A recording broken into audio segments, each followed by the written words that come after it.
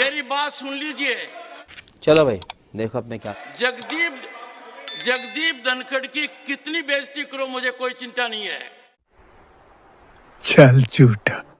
भारत के उपराष्ट्रपति की, किसान समाज की, मेरे वर्ग की। कब हो गया ये? कब हुआ कब?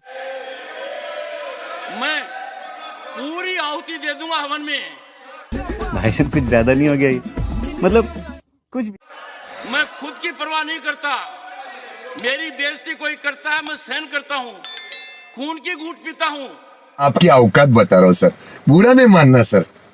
उपराष्ट्रपति ने सदन में ही इसका संज्ञान लेते हुए कहा कि ये मेरे समाज, यानी कि मैं किसान समाज से आता हूं, और मेरी जाति, वो जाट हैं, राजस्थान से आते हैं, उसे अपमानित किया गया है। पद की गरिमा रखना मेरा काम है और कांग्रेस अध्यक्ष की चुप्पी चुभ रही है। तो जब किसान 378 दिन आंदोलित थे, ठिठुरती ठंड, चिलचिलाती धूप और मूसलाधार बरसात के बीच बॉर्डर पर ही रोक दिए गए, कीले ठोक दी गई, सरिये गाड़ दिए गए, बुलडोजर बीच में लगा दिए गए, बॉर्डर पर डटे रहे 378 दिन, 750 किसानों की मौत हो गई और उन्हें खालिस्तानी, पाकिस्तानी, नक्सल, अर्बन नक्सल, न जाने कितनी संज्ञाओं से नवाजा गया, देश विरोधी करार दिया गया। तब क्या किसानों का और उसमें जाटों की बहुतायत थी, अपमान नहीं हो रहा था क्या? इसी साल हमारे देश की आन बान और शान, हमारी महिला पहलवान यौन शोषण के गंभीर आरोप लगाती हैं। बीजेपी के सांसद ब्रजभूषण शरण सिंह पर जंतर मंतर पर बैठे थे, सब कुछ वहां से उखाड़ फेंका गया, शौचालय तक की भी सुविधा हटा दी गई, वहीं वो पड़े रहे। तो तब बहन बेटियों का सम्मान हो रहा था या अपमान हो रहा था? ये क्या हो गया? ये क्या सुन रहा हूं मैं? और इनमें भी ज्यादातर जाट थे।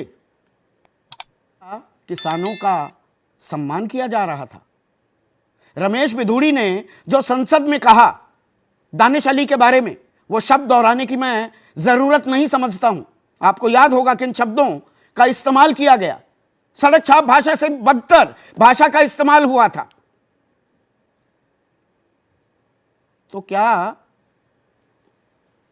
संसद का, सांसदों का अपमान हो रहा था या सम्मान? अरे बाप रे, ये तो धोती खोल रहा है। तो विपक्षहीन संसद हो जाएगा तो सवाल कौन पूछेगा? और लोकतंत्र में कहा तो यह जाता है कि एक मजबूत विपक्ष भी चाहिए, तभी मजबूत लोकतंत्र होता है। ये बड़ी अच्छी बात कही आप। तो अपमान सांसदों का हो रहा है, उपराष्ट्रपति का हो रहा है, या दरअसल आपका और मेरा हो रहा है? जिनको हम चुनकर भेजते हैं, अगर वहां पर बहस ना हो, सार्थक चर्चा ना हो, देश की दिशा और दशा तय ना हो, कानून बनाने में ज्यादा वक्त ना दिया जाए, तो क्या संसद बेमानी साबित हो रही है? फिर हम क्यों अपने सांसदों को वहां पर चुनकर भेजते हैं? धिक्कार है हम पर।